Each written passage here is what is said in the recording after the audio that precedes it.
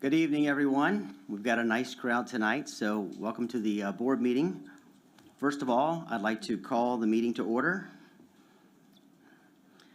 Okay, step number 2, I would like to go ahead and start with the roll call. Mick? Mrs. Eichholz? Here. Mr. Marks? Here. Mrs. Singh? Here. Mr. Summerall? Here. Mr. Tullis? Here. Okay, we need to adopt the agenda. Can I get a first? Still move. Second? Second. All in favor? Aye. Aye. Aye. Okay, we're going to do the Pledge of Allegiance. Kirk, we got some special guests here if you'd like to. We do have some special guests here, Mr. Summerall. I'd like to call at this time our Braves, if you could come up front, please, and face the audience. We've got Langston Dean here, Laura Lucchini, Leah Harrell, Audrey Colley, Charlotte Kettler, and Marls Weiss. Thank you for being here. They're going to lead us in the pledge. Whenever you're ready. You guys ready? Okay. I pledge allegiance To the flag of the United States of America and to the republic for which it stands, one nation, under God, indivisible, with liberty and justice for all. Thank you. Thank you, guys. Thank you. Thank you.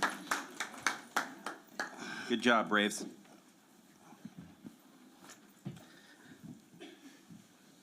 Okay, item 5, public commentary. Mr. Davis, do we have any public commentary this evening? We have none this evening.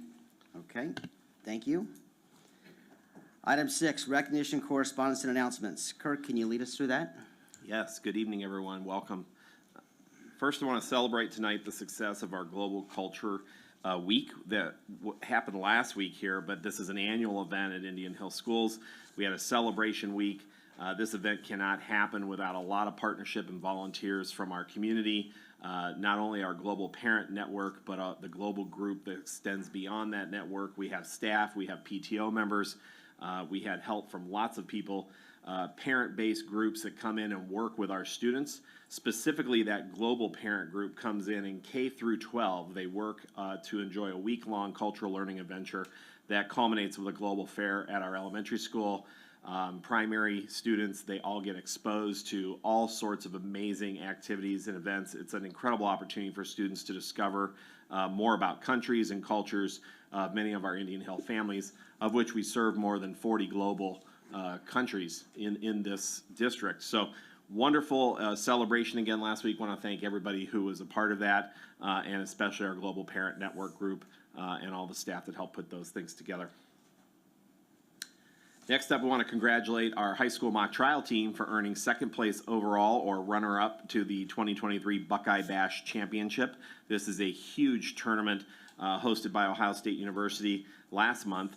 In addition to our senior team going undefeated throughout the tournament and earning second in a tiebreak out of 22 teams across the state of Ohio, our mock trial also captured a number of individual awards. Students Robin Kodian and Sophie Chen each won a Best Attorney Award. Joseph Kane won Best Attorney twice. Audrey Phillips, Alex Tasner, Lily Andrews, and Ashwini Krishnan each won Best Witness. Congratulations, our mock trial team continues to excel. We want to celebrate the launch of our Indian Hill High School's Educators' new collaborative chemistry-based podcast called Now That's Good Chemistry. This podcast is a product of collaboration with our Toxicology Excellence and Risk Assessment partners and teachers Sue Savage, Tom Millard, Julia Kunkel, and Julie Pfeiffer. This project draws from all academic disciplines in its quest to demonstrate how chemistry is the basis for everything, said Mr. Millard. Virtually anything can be broken down in its most fundamental form to chemistry. This show, this podcast aims to show in an entertaining light and surprising way how you can make chemistry work. You could subscribe to the podcast on Spotify, and I know that our teachers, including Ms. Savage, has worked really hard with the students to lead this project, all the way down to the music that you hear on the intro and at the end. It's all student-selected and student-led. We want to celebrate Indian Hill Middle School's performance in the Future City State Competition that was held Saturday, January 21st in Columbus. Our Indian Hill students, Anya Freed, Brooklyn Gottlieb, and Aria Meyer Aria Murphy won Best Transportation System, earned runner-up for Best Use of Energy, and took 5th place overall in that competition. Again, this is a statewide STEM competition that takes place every year where students are problem-solving and bringing solutions and ideas to be creative and be significant contenders at the state level to talk about what their cities should look like in the future. I want to congratulate 56 Indian Hill High School students who qualified for the DECA state competition during the district level competitions held at the end of January at the University of Cincinnati. Look forward to the upcoming state event March 10th and 11th at the Hyatt Regency in Columbus. Again, 56 of our high school students moving on to the state tournament in a range of business-related, financial literacy-related fields. I'm very proud of that group. We got a lot of celebrations here. I got to take another breath. We congratulate our high school students who earned 25 individual awards in the 2023 Scholastic Art and Writings Award competition recently. Out of more than 600 participating schools, our students received 2 Gold Key Awards, 11 Silver Key Awards, and 12 honorable mentions. 2 of our students, Jenna O'Driscoll and Belinda Zhang, will advance to the national competition in New York City this March. We also want to congratulate our middle school Sertiman team for placing both 1st and 3rd in the Southwest Ohio Finals on January 28th at Seven Hills. Sertiman is a quiz bowl style buzz-in game that focuses on Latin and classical civilization learning and has been a tradition among our Latin clubs across the nation and this region for decades. Competitors included Arpad Lalaman, Michael Miller, Victor Zhang, Cole Compton, Grant Gibson, and Eric Liu. Our team will now advance to the state competition in March. Congratulations to all the students that were highlighted tonight and all of our programs across the district. It is always amazing to me what happens when we get back from the holiday break. January is a very busy time for student academic competitions, and it just goes to show you we've got all sorts of coalitions and teams working on academic performance in the district. Next up, Erica Leopard, our Director of Pupil Services, is here and is going to join us to talk about our IDEA Title I annual opportunity for public participation. Erica? Yeah. Do you mind pulling up the Yeah. presentation? Hi, I'm Erica Leopard. I'm the Director of Pupil Services for Indian Hill School District. And one of my roles is to work with various stakeholders to determine each year how we will leverage our federal funding in order to meet the needs of our learners here in Indian Hill. So 2 of those federal funding streams come through Title I and IDEA, the Individuals with Disabilities Education Act. So annually, we're required to share some information with you and also give our stakeholders an opportunity to participate in helping us decide how we use that money. So Title I is allocated based on the number of students in a district who are considered economically disadvantaged. So that money we have used for many years and continue to use to fund reading specialists in both the primary and the elementary school. That's been really successful for us over the years in ensuring that our students are proficient readers by the time they make it to the 3rd grade, which we know is really, really important for success later on in life and down the road. IDEA is allocated based on the number of students with disabilities that are attending a school district.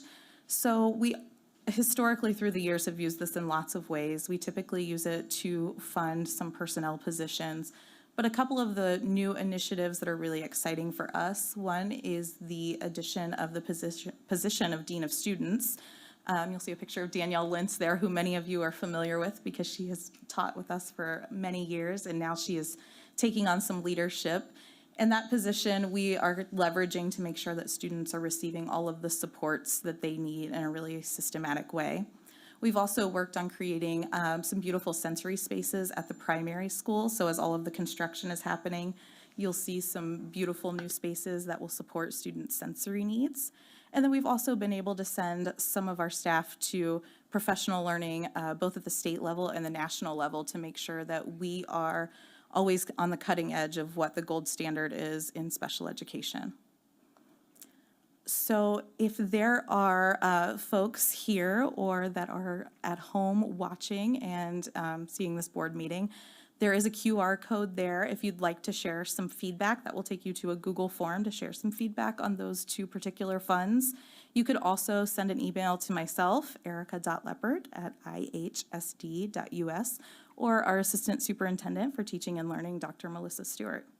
Thank you. Thank you, Erica.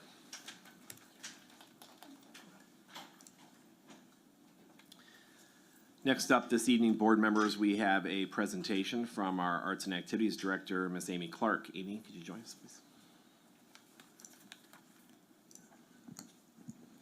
Good evening, ladies and gentlemen. You can tell I don't often use a microphone anymore. To our incredible Board of Education members, our awesome administrative team, and to our community, thank you all very much for having me. I'm really excited to talk about activities and clubs at Indian Hill. Where we were, one of the things when I first joined the Indian Hill family was to talk about activities and clubs. And really the question arose, what is the difference between a club and an activity? And I think we started with the high school of really kind of narrowing that focus of what's the difference between a club and an activity. And we explained that to the students and met with various teachers and administrators to help define that and begin gathering data. And then at the high school, it was kind of easy to do. Obviously, there's tons and tons and tons of opportunities for clubs at the high school level. And then we decided that we were going to look down at the primary, elementary school, and middle school to also gather data to see how many students were being impacted and to see how many club offerings were there. Where we are. So this is kind of where we've settled. Right now there are 48 active clubs at the high school, 20 at the middle school, 8 in the elementary school, and 7 at the primary school. And they are a variety of interests, from obviously things like drama club, filmmaking club, to things like DECA, mock trial, and primary pacers, which for those of you that like to run, join, it's fun. And then the number of activities varies. We're still kind of culminating that information because activities is basically something that's a lot of fun for the students to do, but there's not necessarily that staff advisor. So something like the ping pong group. They like to play ping pong. That's an opportunity our students have, but it's an activity.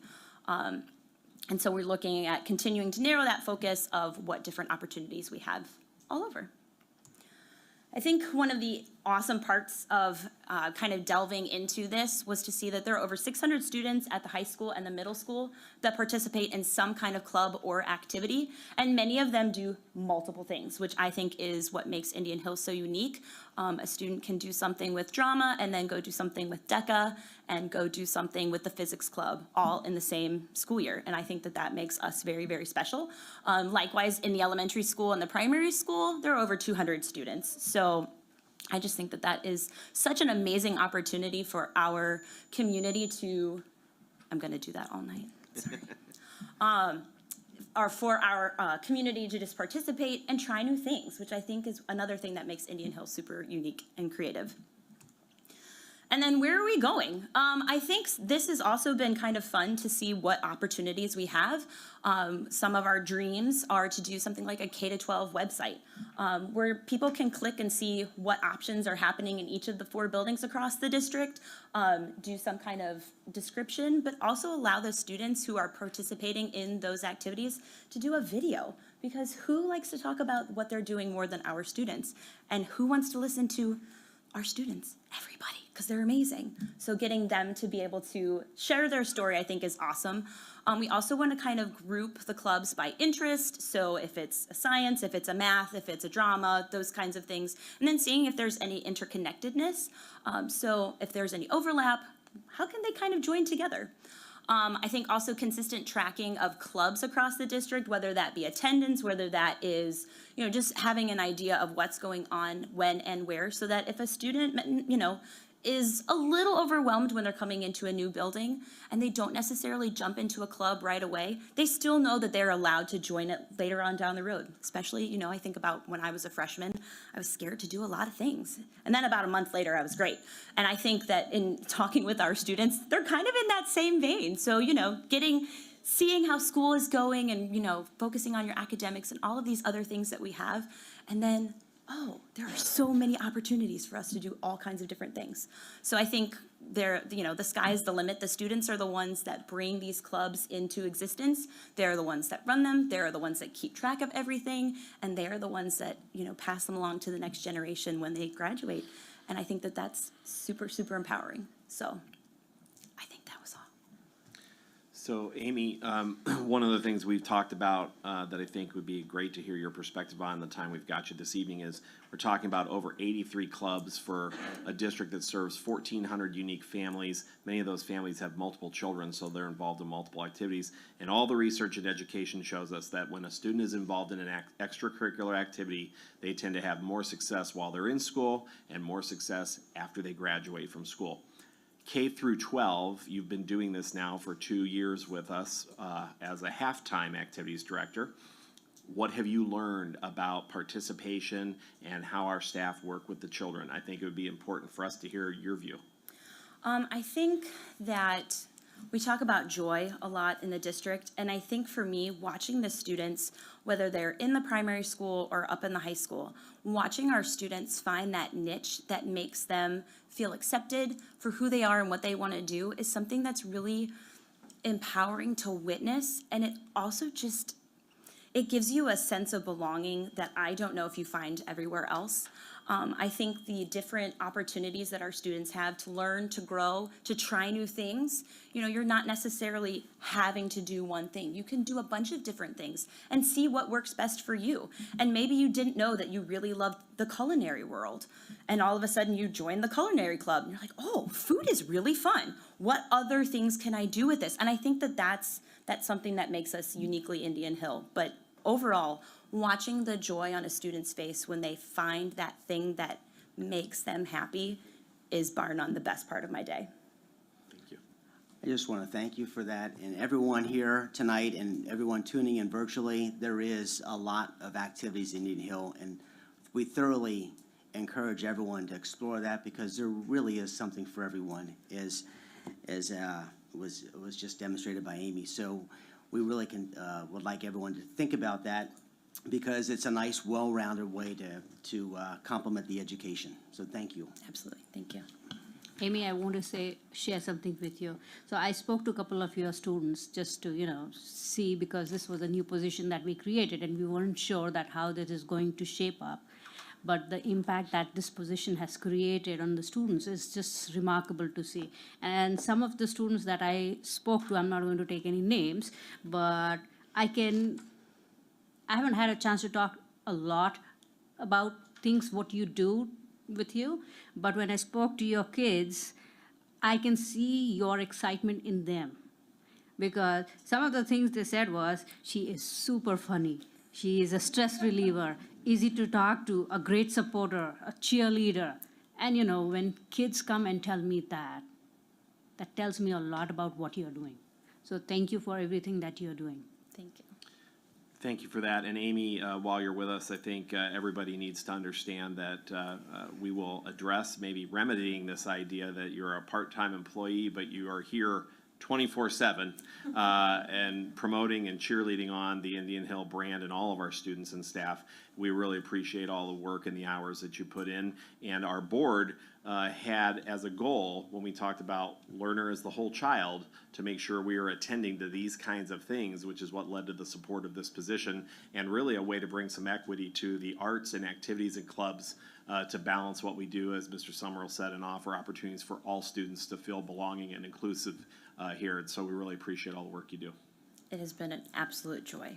So thank you. So, one thought to add on would be, I do think, Mr. Konecki, it's important to share how much we do appreciate the full spectrum, because our district is unique in the fact that we have this balance between an athletic director and an arts and activities director that most districts don't, and that's very unique, and we appreciate it. I think the second thing is, when we think about our Professional Educators Association, Mrs. Pfeiffer, I think, is back there, represents that fabulous group of educators. To have that many clubs, we have to have a truly dedicated staff that is going to contribute above and beyond what their normal role is. And so a shout out to all of those folks. And I think, at Indian Hill, we often think about, on a report card, we look great. right? Our students perform well, but it's about how we innovate. And so I think about, as I talk to schools across the country, it comes down to, does the child have a sense of purpose?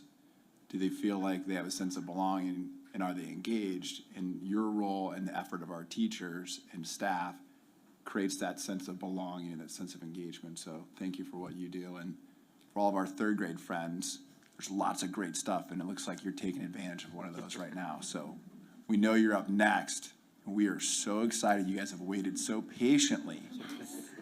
I mean, patience, they must be doing some really good things over there at that primary building, and now that you're in the elementary, they just built on top of it. So we're excited. You're almost up, so be ready, okay? Amy, thank you for your enthusiasm. Thank you, Amy. And everything. Appreciate it. Thank you, guys. Thank you.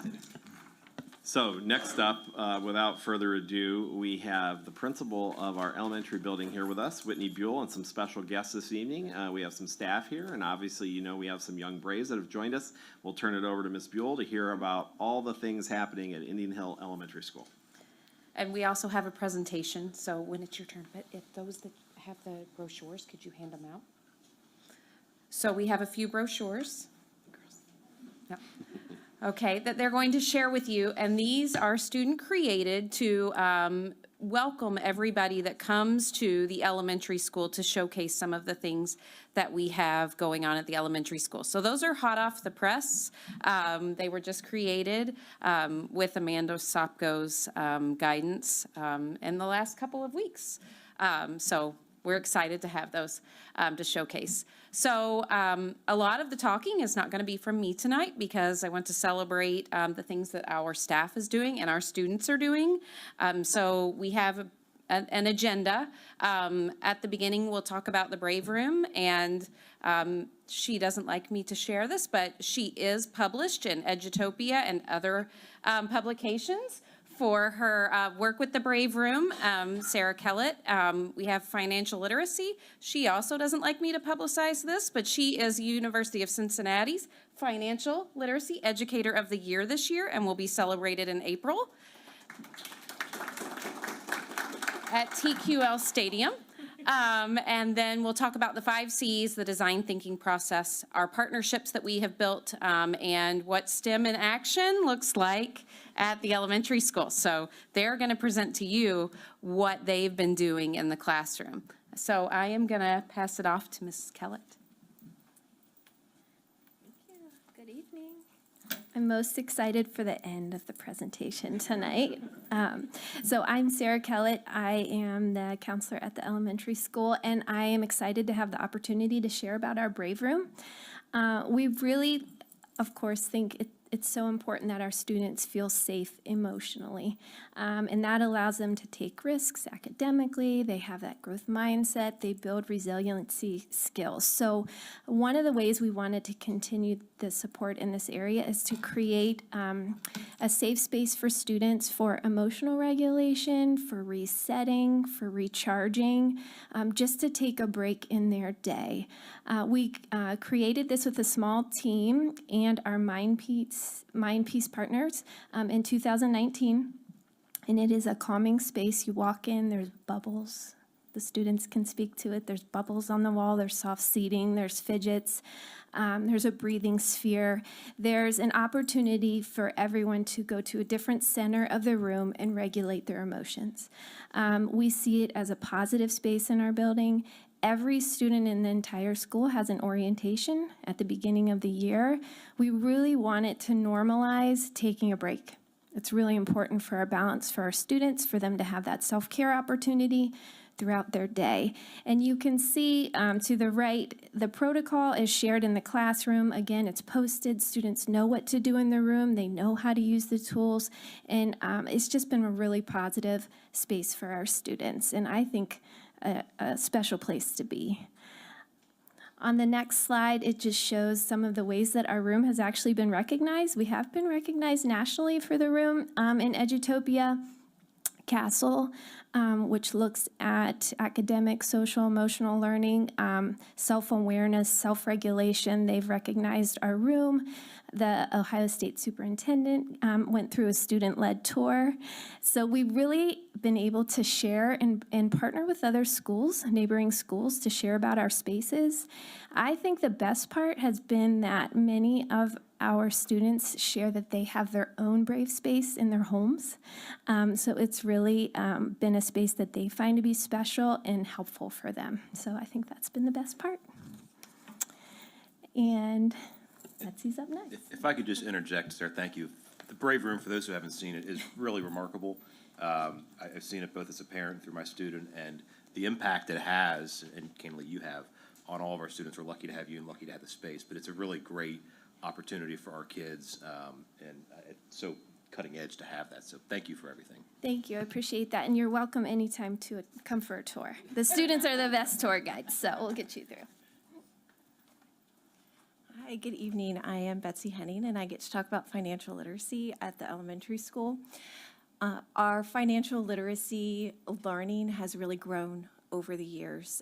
We are very lucky to have wonderful PTO support, and all of our students are able to participate in something called the stock market game in 5th grade. And we partner with the Alpal Family Economics Center at UC to offer these great resources to our students.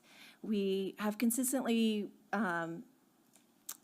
ranked in the top in the stock market competition in the city and the state over the last 15 years. It's a great experience for our students. And even at the end of the day, today on bus duty, a 5th grader came up to me and said, "I am now investing, and I'm investing in Apple and Microsoft."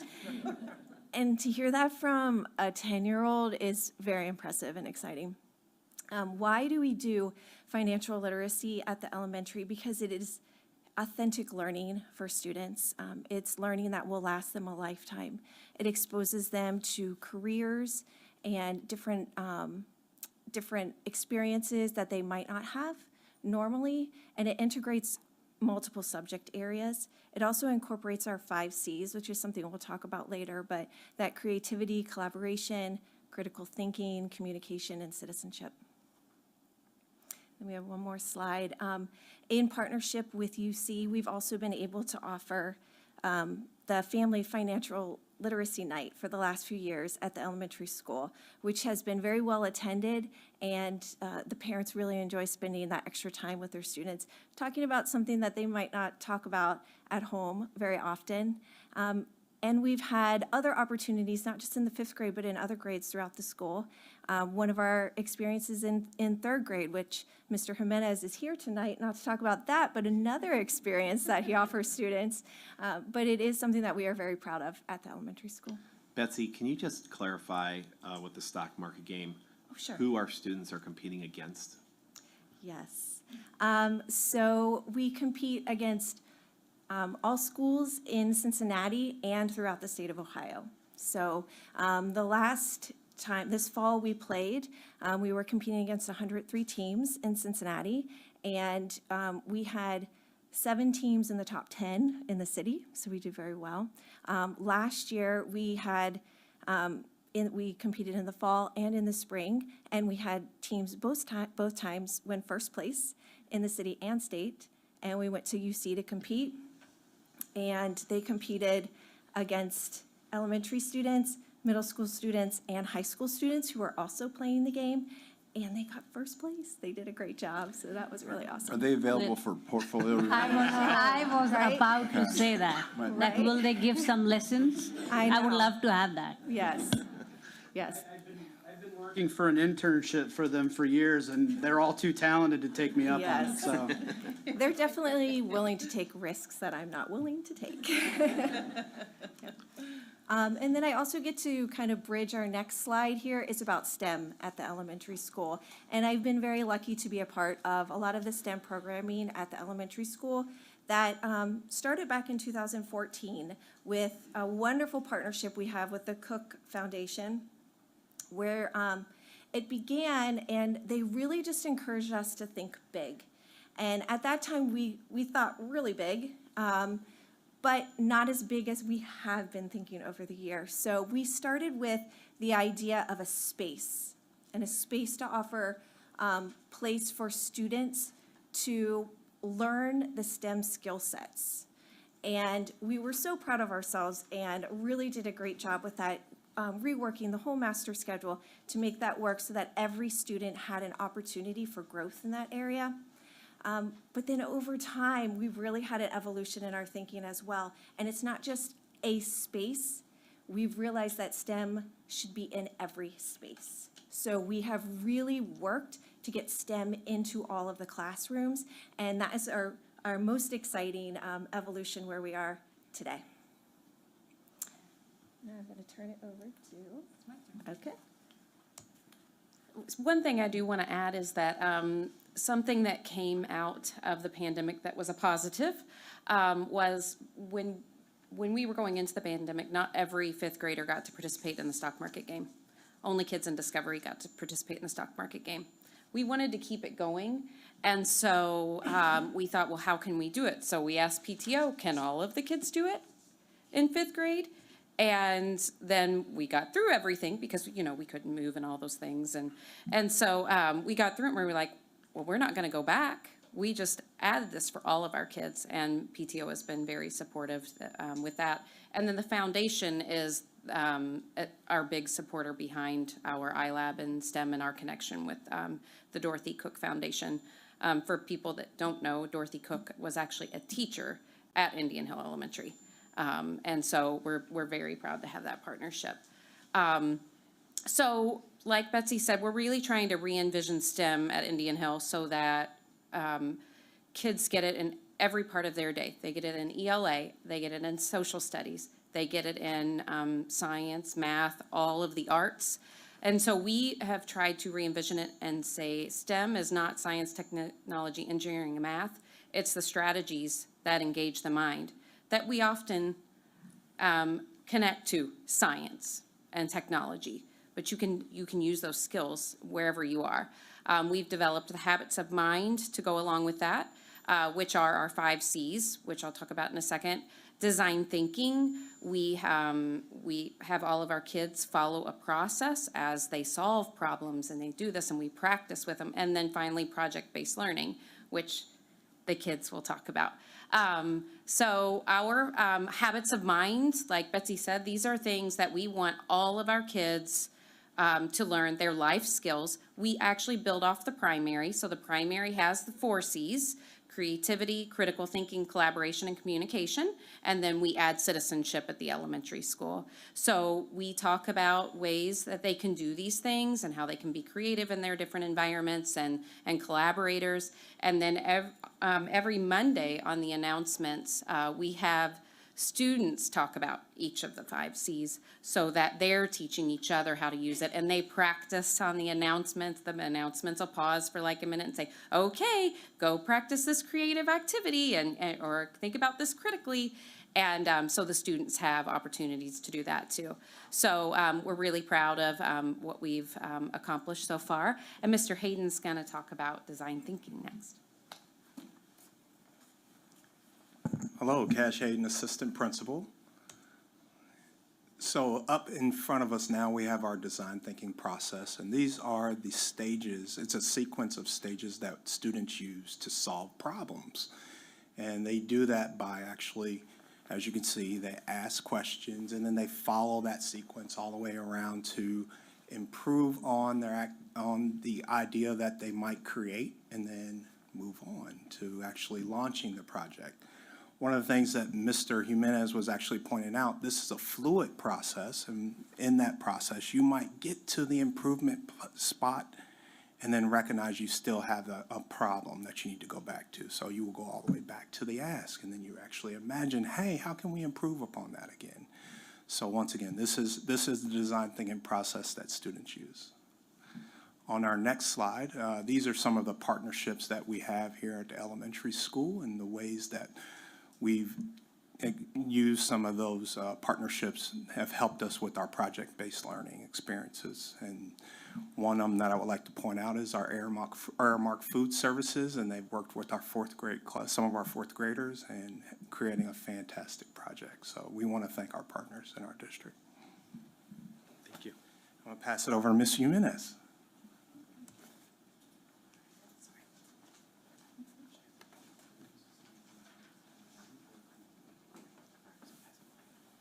All right.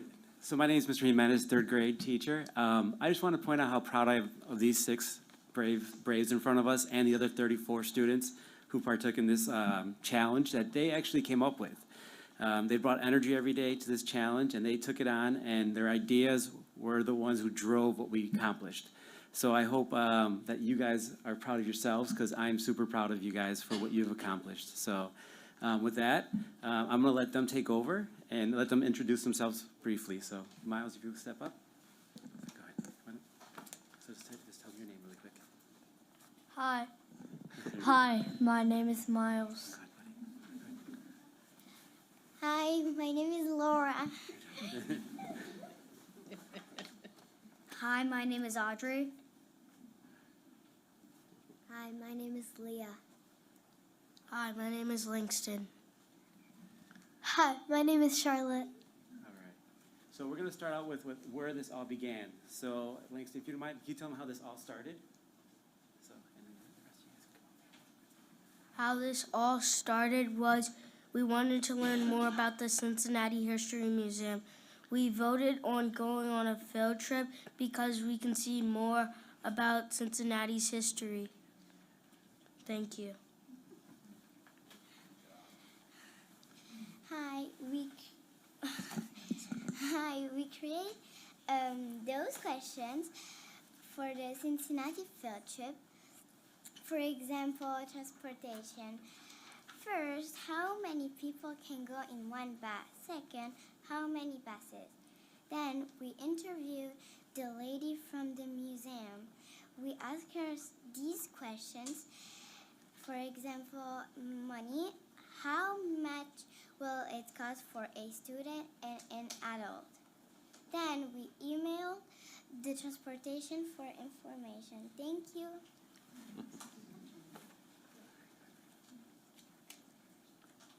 We applied many different math skills using multiplication, addition, elapsed time, counting, problem solving, division, rounding, and decimals.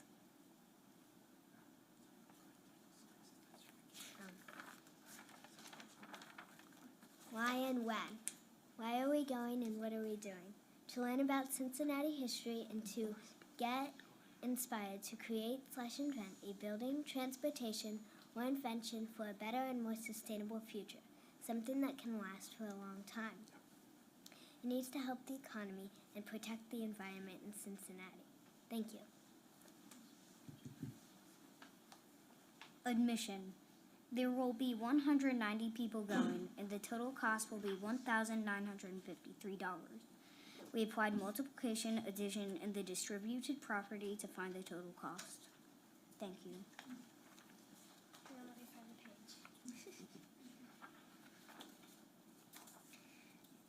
Transportation. We will have to have 4 buses in one van. The van is for Emma and Liv. It will take 4 hours if you count all the buses' time. I did distributive property to solve this, and I got $525 as the cost. We used elapsed time to create our schedule. We will leave to the museum at 9:30 and get there at 10 o'clock. Our total time is 30 minutes on the bus. Then we will go to Queen City Boat at 10 o'clock to 11:30. Our total time is an hour and a half. Then we will have lunch at 11:30 to 12 o'clock. Our total time is 30 minutes. Then we will go to Model City at 12 o'clock to 1:30. Our total time is an hour and a half. Then we will get back on the bus at 1:30 and get back at school at 2 o'clock. Our total time on the bus was 30 minutes.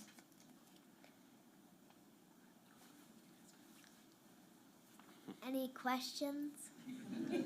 So when is the field trip?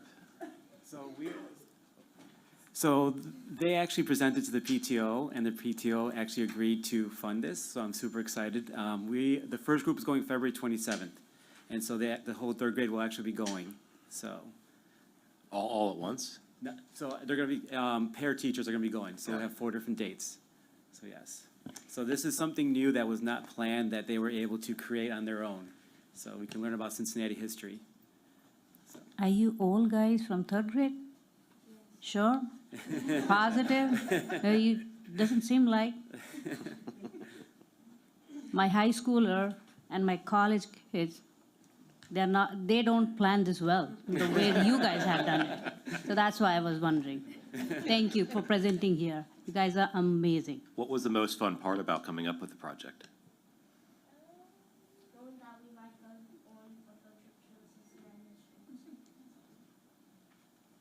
Would you like to go on another field trip? Let's bring that up tomorrow. Morning meeting, Langston. So, all right. What was it? My favorite part of it was like knowing that it's like super cool for fifth graders to plan a field trip because most of the time it's either like the principal or like some teachers. Great job, guys. Thank you guys for your time. Great job, Thank Braves. you. Thank Great you.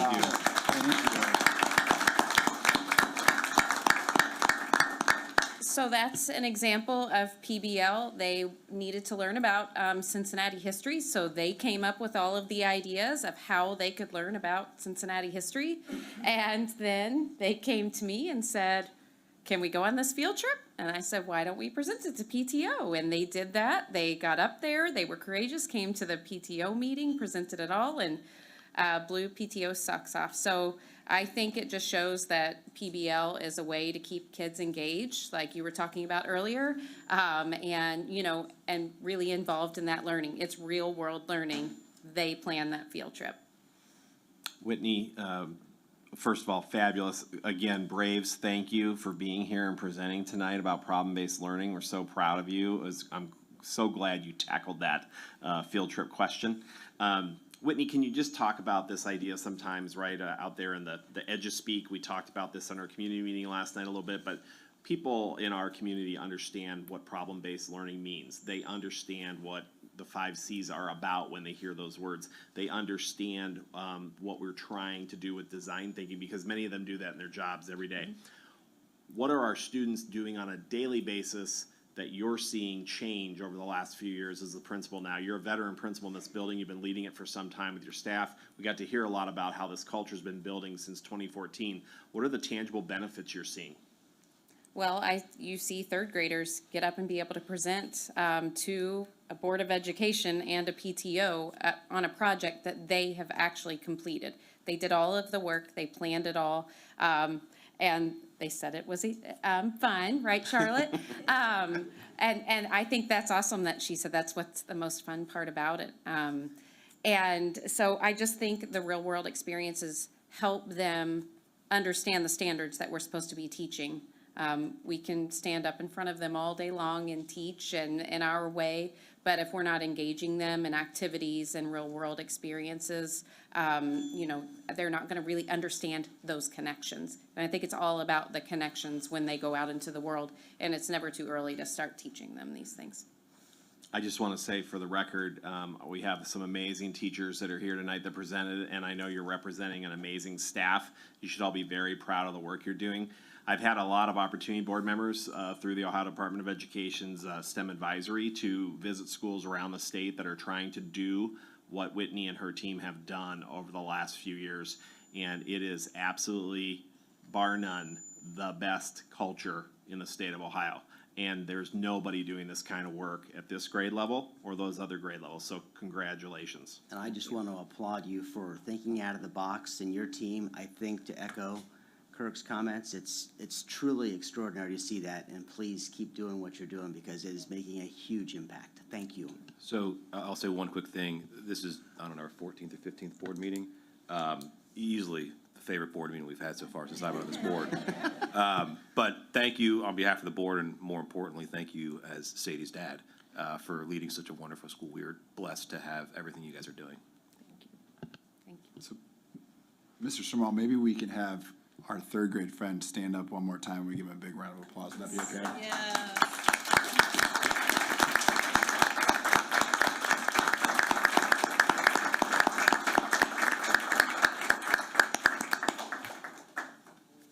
Great job, Braves. Thank you. Thank you, Ms. Buell. Superintendent's report, board members, tonight, we have several items under, number 7, starting with letter A there. We have approval of a annual resolution for our membership in the Ohio High School Athletics Association. This is something we do every year to reaffirm that partnership. We have approval of some overnight field trips, under letter B. Some personnel actions under letter C, items 1 through 4, and I'd like to point out specifically number 1, which is the pending approval of an administrative contract for Amy Clark as full-time Arts and Activities Director this evening. Thank you, Braves. Thank you. If there are no questions, board members, I would ask that you would entertain number 7, items A through C for B at this time. May I have a motion to accept the superintendent's report? I will make a motion to accept items 7A through C4. Second, Second. Mr. Davis, will you read the roll? Mr. Tullis, Yes. Mrs. Singh, Yes. Mrs. Eichholz, Aye. Mr. Marks, Yes. Mr. Summerall. Yes. Thank you all, and I'd just like to say, Amy had to leave the room because we have a band concert going on tonight, but I know that she's very appreciative, and we want to congratulate Amy, and we're really excited to have her join the team full-time moving forward. Just to kind of reiterate what Nolan said earlier, I think having this role is so important. We've got the athletic director, schools have always had an athletic director, but stating this is equally as important, and we're gonna have that full-time position, is a great testament to finding activities for kids, whether it's a club, an art, a sport. Having that connection is great, and I'm glad we can do that. Thank you. Okay, we'll keep moving with the treasurer's report. Mr. Davis, will you read the treasurer's report? Item A this evening is to approve the minutes of the January 10, 2023 organizational and regular meeting combined. Item B is to approve the financial reports for the month ending January 31st, 2023. We have one contract for 24 school year. It's with the Hamilton County Developmental Disability Services. It's $50,000 per student. This is an annual contract. As of now, we have no students that are being served. This is just simply presented to us by this commission, and we approve it on an annual basis. I have change of appropriations. You can see the list of 6 of them there. These are for grant funds. As the year moves along, sometimes we get reallocation, sometimes we get money removed. That's just simply the accounting side of taking care of those funds. Item E is to approve the following construction contracts. There are 5 items there. We have a change order for playground for an addition of ADA access, $54,211. As we designed that playground, it was very important to us to make sure that it was inclusive for all, and wanted to make sure we got everything into that playground that would indeed reach that goal. This is a change order above the playground that will make sure we do meet. Was this primary school or elementary? Elementary, I believe. It wasn't an elementary? Yes. The second item is a change order for upsizing the upper level hydronic piping. Item 3 is a temporary electrical transformer. This was an item that we hoped we wouldn't have to do, that we would be able to get the permanent transformer in time. It doesn't look like it will arrive, so we're going to make sure we're ready to get things started when we need it and have that transformer in place. Item 4 is a change order for the overage for the elementary school theater and stage allowance. This is not to exceed $206,303 in total. As you can see there's some extra language that I've put into this resolution that gives us a little bit of flexibility, that hopefully we can save some money. It won't be a huge savings, but it'll give us the opportunity to maybe directly reach out to those vendors and partner with them, be able to save some money there. Item 5 is the primary school theater and stage allowance overage. This one's not to exceed $287,459. The same language is in that one. I do want to point out that while we are watching that contingency, and we are, making sure that we want have enough in that contingency to get through this project.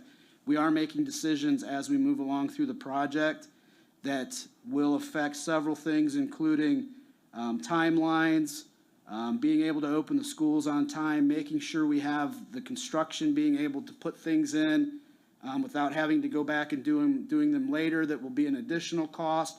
So there's a lot of moving pieces to this as we go through and approve these change orders. And we want to make sure we wait until the last minute to make sure we've got all the savings in them we can, and then we put them, if they're over $25,000, in front of the Board of Education to get those approvals, so we make sure that our children are getting all the things we want out of this construction project, that our staff's going to be able to use these facilities for the next 30, 40 years to teach those students everything they need. So it's important to keep those things in mind as we look at these change orders and work through that contingency.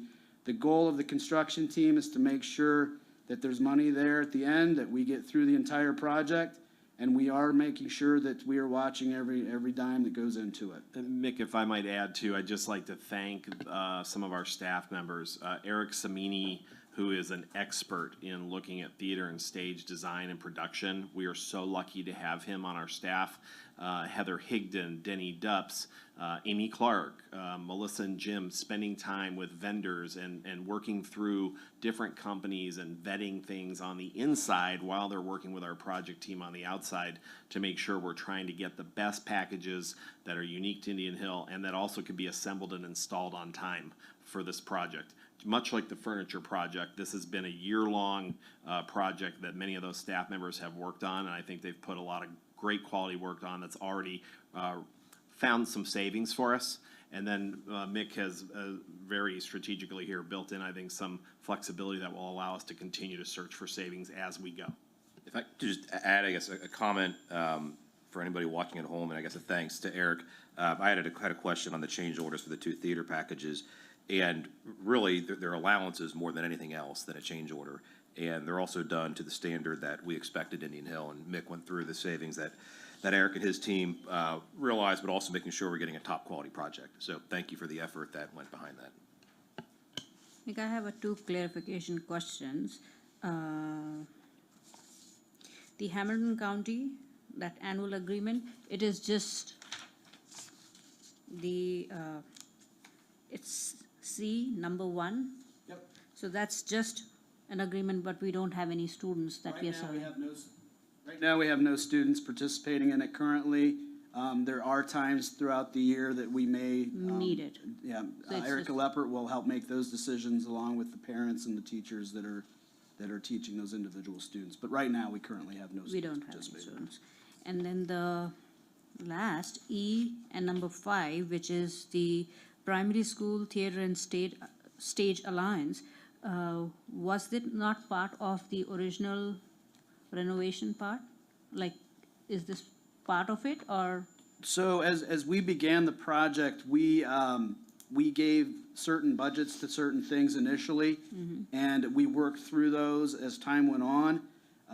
The budget that was initially given to that area was not what we anticipated after we started to look through what we needed, the size of the theaters, the lighting, the sound, and starting to put everything together as the design process finishes up. And then our team went to work with our partners and started vetting out those areas and vetting out the materials and all of the items that were going to go into making sure it was everything that met Indian Hill standards, so our students could be getting the best possible experience in those areas as they were moving through those areas K through 12. So that's how it became. It was a smaller line item, and then as we made sure we were fitting something that's going to be in our buildings for 30, 40 years, we wanted to make sure we were doing it right now, so we're not going back in 5 years and trying to figure out how to retrofit in 10 years when material's not living up to the standards we want. So, great, again, kudos to our staff for vetting that out with our partners and making sure we're getting the right items in there. Okay, thank you. Just I know we're looked through the materials before. We're pretty close to being done with any change orders, barring any surprises, and maybe it's a question for the team in the back. do we have any more big allowance decisions to make? Any more big potential change orders coming down the road here that we aren't thinking about? So there is a document that we provided. We did show that document, I believe it was last month during the Board of Education meeting. We have been updating that document as we move through the project. I do know on the March agenda potentially, there is a $100,000 item for a connector for the building. What else am I missing in that March? Technology will be the big one. It's the same thing we did for our theater packages. We put an allowance in there, we put a budget. As our technology people are going through there and vetting out what we need actually in our buildings to make sure we are up to every standard we can be for technology, there will be an overage for that one as well. Technology, Mr. Tullis, security, branding and graphics packages, that's what's coming. There'll be presentations on those in March and April with the interior designs as well. And what we've asked the project team to do, just like with the theater and stage allowance projects, is make sure that we're providing the information up front to the board before the decisions need to be made, and that we continue vetting as we go along, and that we have a timeline where we will bring those up for decision making. But we've got about another 5 weeks of work here on some of those packages that are coming. Great, thanks. And then as we move through those, obviously, we do anticipate there to be some other items that are going to come out. It's just a matter of how we manage those and how far into the future we can sort of forecast that and make sure we're protecting that contingency. Mr. Davis, a question and then a comment. On D2, the increase in the 507 with the ESSER funds, Yeah. that was not new dollars received. Was that just a reallocation of something we spent ESSER on and then OD made us reclassify it as general funds, or what was? No, that's actually from the state. They're classifying it as, they did ESSER 1, ESSER 2, and I believe they're calling this one the state activities funding. There's a different name to it. We received an additional $555,000. That's why we're doing that change of appropriations now. We've already identified about $86,000 worth that we're using to upgrade a firewall that will help us with our internet speed here. So ESSER funds were out there to help with connectivity and making sure our kids can work from home if they have to, or that that we make sure we have the internet system in place here so we can continue to use that technology to the best of its. So that was an additional ESSER 3 drop that we got from them. Correct, yes. That's awesome. Yep. Great, thank you. And then just a comment, I just think when I look at section E, 4 and 5 on the theater work that we're doing at the elementary and primary, I think it's really great that we're taking it to that level, because I think one of the things that makes us unique is when you think about most elementary schools, primary schools, from an artistic standpoint, it's usually pretty bad, right? I mean, the microphone, it's like, wow, you could get something better at Kmart, right? I see a lot of Mr. Hayden and others are shaking their heads. So I think, that's the base level, right? But we're talking about taking it to a pretty high level, and I think that our kids deserve it, our folks that work there deserve it, and I'm appreciative that Mr. Nichols and Mr. Davis and the rest of the team are making those decisions and bringing those to us, so thank you very much. So to close out my report this evening, the part that I love the most is acceptance of donation. It's the folks out there who are willing to put extra funds into the district to make sure that we are able to obtain the best for our students this month. The IH Foundation donated $1,000 for the biology capstone grant. The IH Elementary School is receiving a laser cutter. We're going to get $11,400 for that. And then Stuart and Sarah Aiken, their parents for the high school theater Spamalot, donated $1,000 to the production. So as always, we absolutely appreciate those donations and love it when the folks reach out to us and want to help. So with that, if there are any questions. I just have a point of order for the vote. We need to vote on item 8, letter A, separately, since I was not at the meeting in January.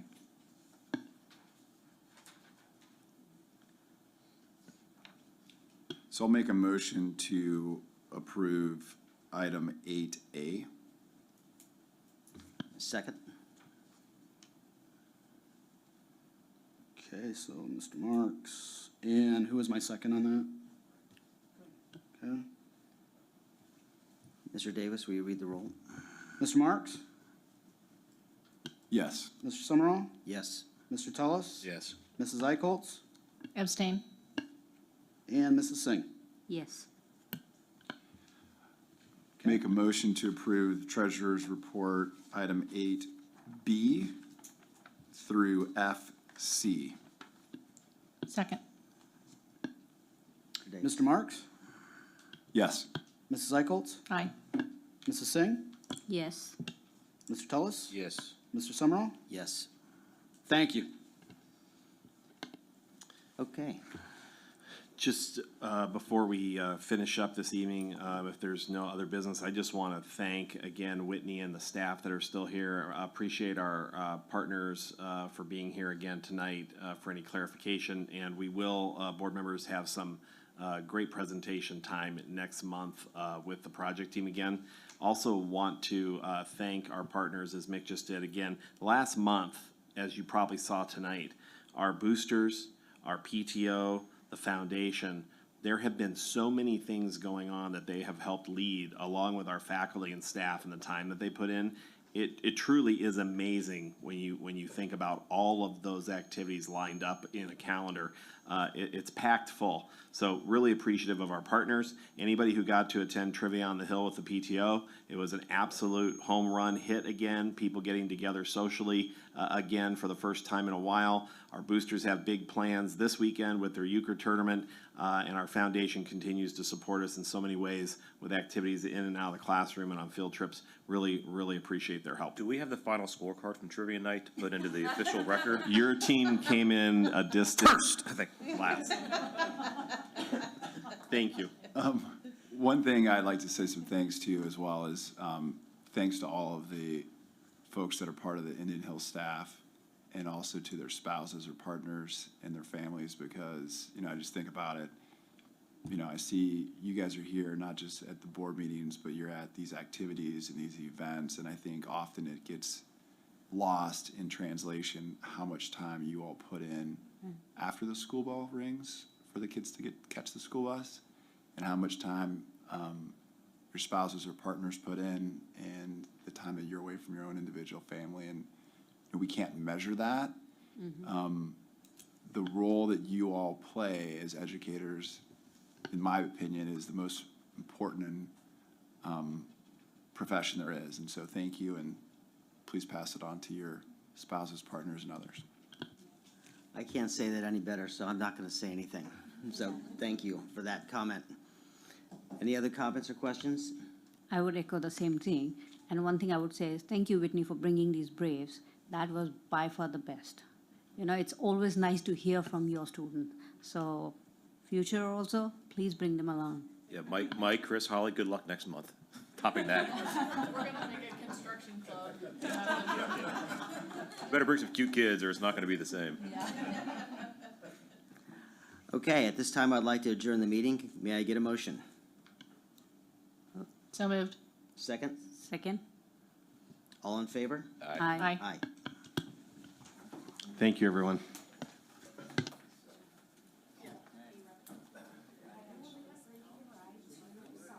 Exclusive coverage on the Indian Hill Television Network has been a copyrighted presentation of the Indian Hill High School Video Department.